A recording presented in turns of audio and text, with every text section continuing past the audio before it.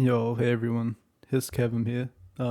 Back with another story for your fellas, and it's a Wendigo one, which I'm quite a fan of. And hope you guys enjoy it. All right, thanks. I don't believe in the Wendigo, not really. Growing up in the north, you hear stories whether you want to or not. Every community has one. Something tall in the trees, something starving, something that wears a man's voice when the cold gets bad enough. I always figured it was a way to explain disappearances, or a warning story parents told kids to keep them close to home during winter. That changed in 1978.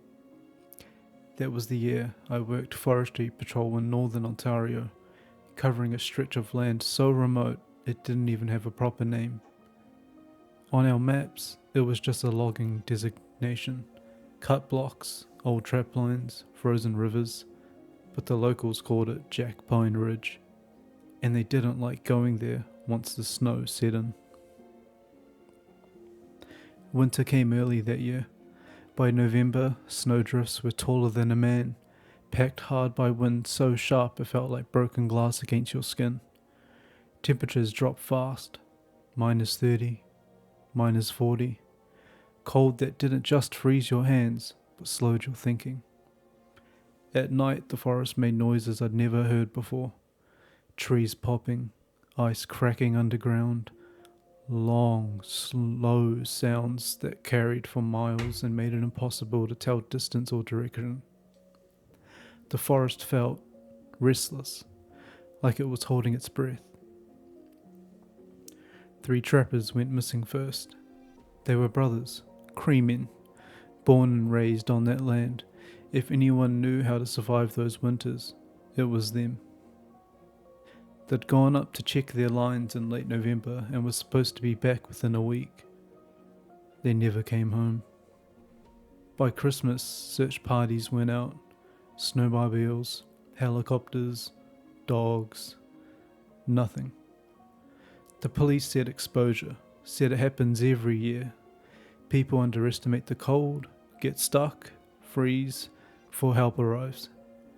But when I spoke to the elders, they didn't look surprised. One of them pulled me aside outside of the band office. Snow was falling hard, thick flakes swallowing sound. He leaned close and said quietly, "Something is hunting again." I asked him what he meant.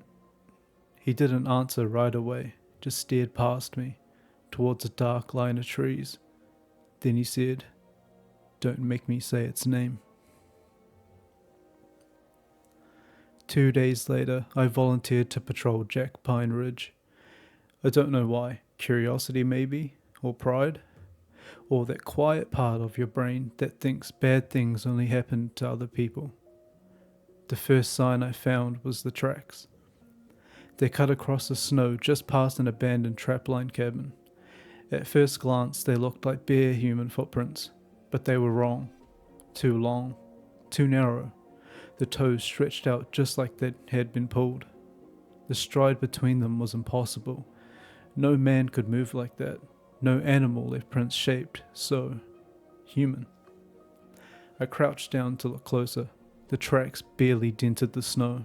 At -30, a grown man should sink deep. These prints didn't.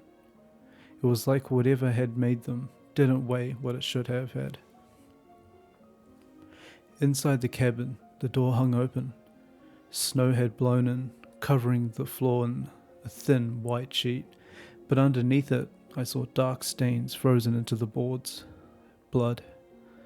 No overturned furniture, no sign of a struggle, no bullet casings, no footprints leading away. Just blood and space. Like the men had been removed carefully, and there was a smell. Not decay, not death, hunger. I don't know how else to describe it. That night the temperature dropped to -40.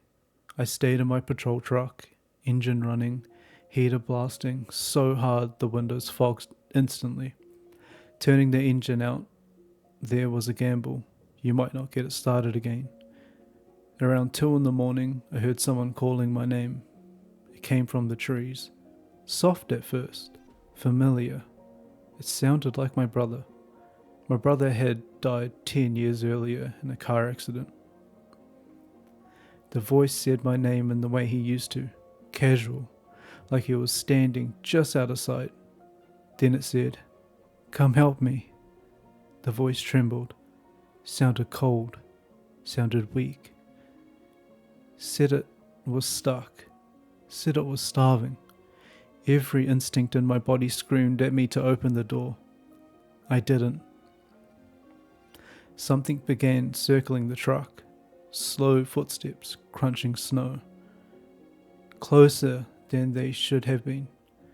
I heard claws scrape against the metal, long, deliberate lines, like it was testing the thickness. The breathing came next. Deep, ragged, wet. It fogged the driver's side window from the outside. The voice came again. Closer this time. Still my brother's voice. Still begging. Then it laughed. Not loudly. Not happily.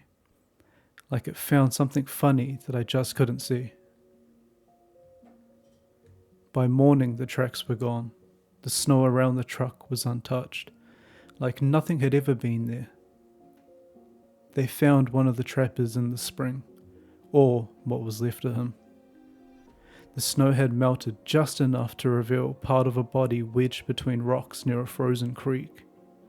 His chest cavity had been cracked open, ribs pulled apart like fingers opening a box.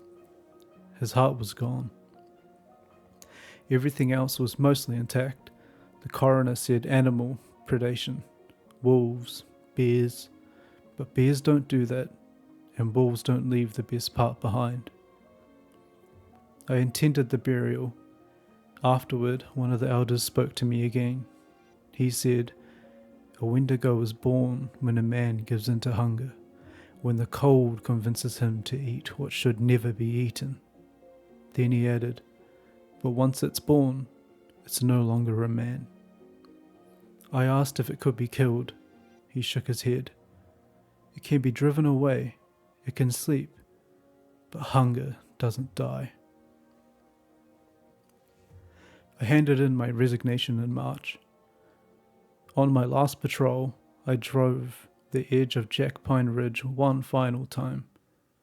That's when I saw it, standing at the tree line.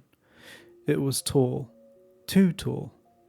Its limbs, thin as dead branches, joints bent at wrong angles, skin stretched tight over bone, pale and cracked like old ice.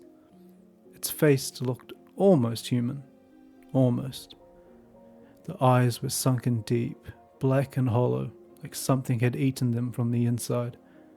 Antlers twisted out of its skull, tangled with the frozen flesh and strips of something dark and brittle that moved when the wind blew.